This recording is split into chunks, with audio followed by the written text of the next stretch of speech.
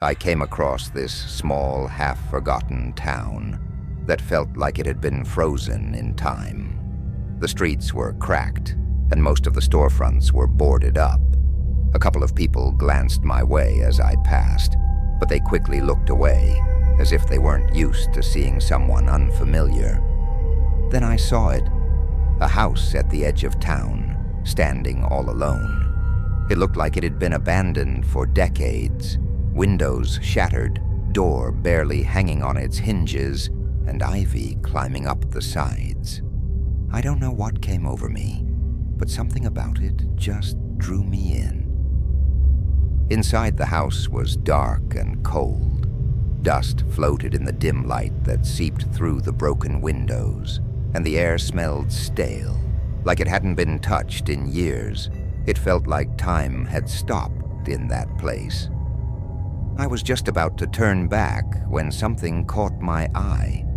A staircase leading up to the second floor, and faintly, I thought I saw a light flicker upstairs.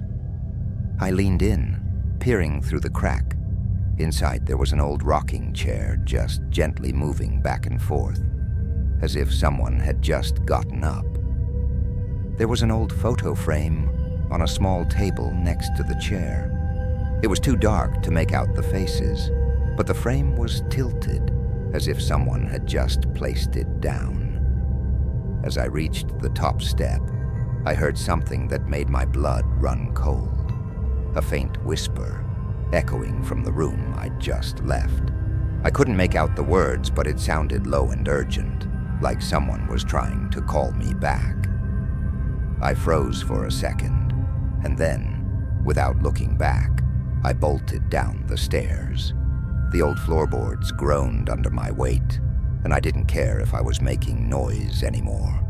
I just wanted out of that place.